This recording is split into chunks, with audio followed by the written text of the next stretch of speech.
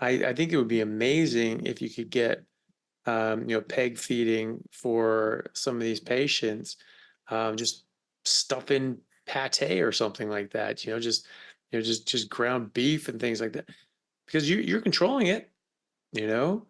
It's like they don't want to eat anyway, so you're tube feeding them, feeding through a peg tube. And what if you gave them real food? What if you gave them a high fat ketogenic diet, carnivore diet?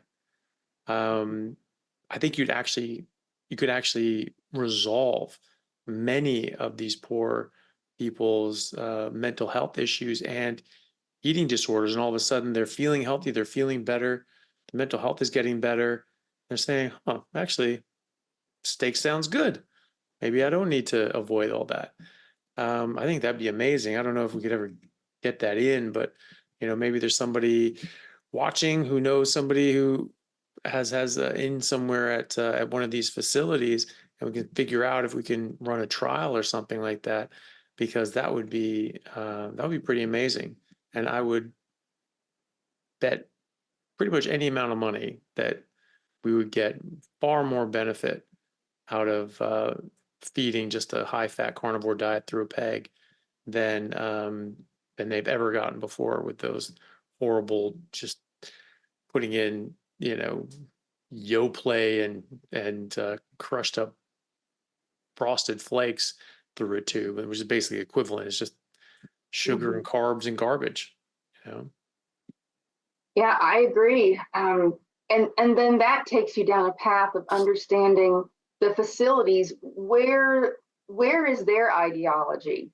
And in the facilities that I was in, specifically in Ohio, um, the core value system coming from the top down, the CEOs, the people that are on the board, those who control the cafeteria and the nutrition, they're all stemming from the Seventh Day Adventist Church.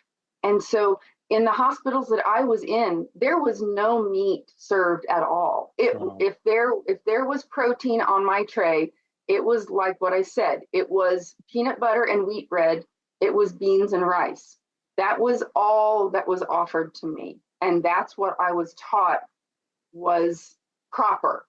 That's what I was taught all my body and my brain needed to thrive. And so, we have to affect change somehow from the top down, from the top echelons of who is in charge of these facilities and where their ideology comes from. Yeah. It starts at the top of being non-nutritious. It starts at the very top of starting from a place of malnutrition. And that's never going to have anyone gain health from that. It's it's it's very sad to see. You see so many centers and hospitals and treatment facilities that the Seventh Day Adventist Church funds and operates. And so you have to imagine they're really trying. They're really trying to help. They have all these programs out there, but they are so misguided with what is a proper way to eat and be healthy due to their religious ideology of meat is evil. I just it's just incalculable how many people they're hurting as a result of this, because of their policies, because of the people they've influenced, the policymakers that they've influenced, being on boards and WHO and other governing bodies that come up with these different guidelines and recommendations for health, and then running the different programs for anorexics, and then telling them they need to be plant-based and vegan. Oh yeah, no, you were right about that one. Meat is bad. Meat's super bad. All meat, all food is good except meat. Yeah, don't eat meat. You want to? Ooh, it'll make you fat. Watch out! It'll give you fat and give you heart disease.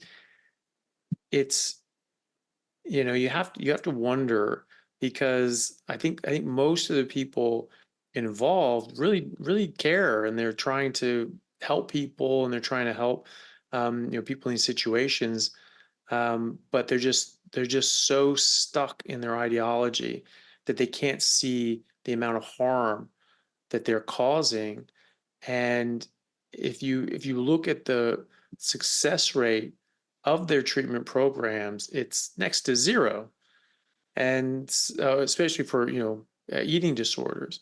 And so why would you not try something else? Why would you keep doing the same thing? Like you said, the definition of insanity is doing the same thing over and over again and expecting a different result.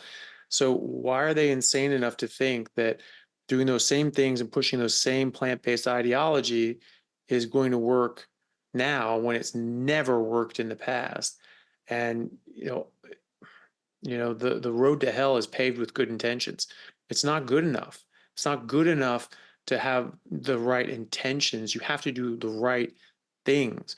And when you look at your actions and you look at the consequences of your actions, and they are bad, you have to stop. You have to change. And it doesn't matter if it conflicts with your ideology. You need to change your ideology because your ideology is bad. And so I'm very sorry that that happened, but it's actually makes a lot more sense now, seeing that a lot of these centers are driven by the Seventh Day Adventist Church, and they're pushing this eating disorder of their own, which is veganism. And I keep seeing that more and more people that are anorexic, they go plant-based because, oh, meat's bad for me. Oh, I got to stay away from meat. And it drives them into these eating disorders. And I know people that avoided meat, A, because, they thought it was fattening. And, and B, I knew someone with bulimia, and they went to like vegan salad soup bars and things like that because it was easier to throw up and it was easier on their throat.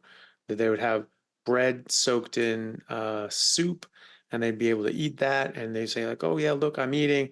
They go to the bathroom, and they were able to bring it back up very easily, and it didn't hurt as much as other foods that were more solid.